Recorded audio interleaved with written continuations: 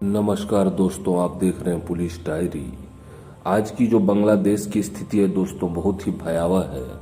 जिस प्रकार से बांग्लादेश की प्रधानमंत्री शेख हसीना बांग्लादेश छोड़ करके भारत में आने के लिए मजबूर हुई है, उससे आप अंदाज़ा लगा सकते हैं कि वहाँ अल्पसंख्यक समुदाय यानी कि हिंदू समुदाय जो बांग्लादेश में रहते हैं उनकी क्या स्थिति हुई होगी।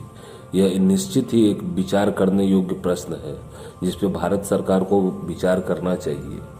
बांग्लादेश में हिंदुओं पर अत्याचार शुरू से ही होता आ रहा है। ऐसे ही एक अत्याचार की कहानी के बारे में आज जानेंगे।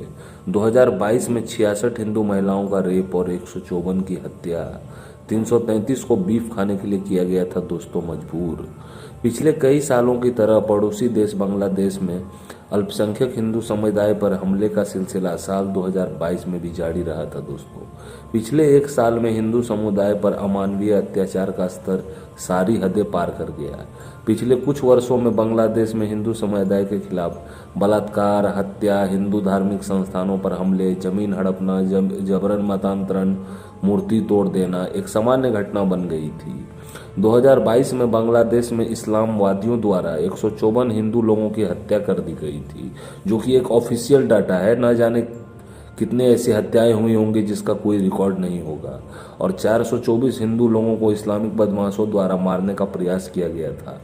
इसी अवधि के दौरान 849 लोगों को जान से मारने की धमकी भी दी गई थी और उन हमलों में 360 लोग गंभीर रूप से घायल भी हुए थे।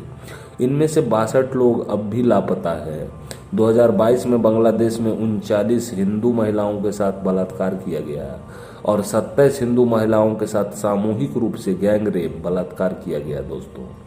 17 हिंदू महिलाओं के बलात्कार के बाद हत्या कर दी गई और 55 अन्य महिलाओं के साथ छेड़छाड़ और बलात्कार करने का प्रयास किया गया। बांग्लादेश में 1 जनवरी से 31 दिसंबर 2022 के दौरान 152 हिंदू महिलाओं का जबरन इस्लाम कबूल कराया गया दोस्तों। बांग्लादेश हिंदू जातीय संघ के महासचिव गोविंद चंद्र प्रमाणिक द्वारा हस्ताक्षरित एक बयान में कहा गया है कि 2022 में बांग्लादेश में इस्लामवादियों द्वारा 128 हिंदू मंदिरों में आग लगा दी गई थी और तोड़फोड़ की गई थी। इस अवधि के दौरान 481 हिंदू देवी देवताओं की मूर्तियों को भी उपद्रवियों ने या जिहादियों ने तोड़ दिया था दोस्तों। विभिन्न मंदिरों से 72 हिंदू मूर्तियों की चोरी भी हो गई थी। पिछले कई वर्षों में देश में हिंदू समुदाय पर अत्याचार के स्तर में इतनी तेजी से वृद्धि हुई है कि आप सोच भी नहीं सकते। 2022 में 40 लोगों को इस्लाम में कन्वर्ट करने के लिए मजबूर किया गया। 127 हिंदू व्यक्तियों का अपहरण कर लिया गया। 333 हिंदू लोगों को बीफ खाने के लिए मजबूर किया गया। 179 धार्मिक संस्थानों में बीफ फेंका गया दोस्तों। इस्लामवादियों ने इस अवधि में 129 से 30 बार हिंदू त्योहारों के आयोजन में बाधा डाली। इसके अलावा बांग्लादेश में इस्लामवादियों जिहादियों द्वारा 51 हिंदू मंदिरों की भूमि पर कब्जा भी कर लिया गया।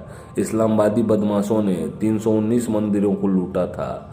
2022 में हिंदू परिवारों के 519 घरों को इस्लामवादी बदमाशों ने आग के हवाले भी कर दिया था दोस्तों और 891 में परिवारों पर हमला किया गया था।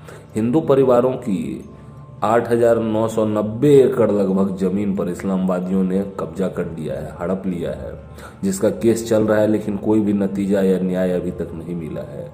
जिसमें से 6,550 एकड़ संताल और त्रिपुरी पहाड़ी जनजातियोों की जमीन थी। इसमें दलित और जनजातियों की भी जमीन थी जो कि हड़प लिया गया। 3,58,018 हिंदू परिवारों को उनकी पैतृक संपत्ति से इस्लामवादियों द्वारा बेदखल करने की धमकी दी गई थी और पिछले साल 572 हिंदू परिवारों को बेदखल कर भी दिया गया दोस्तों।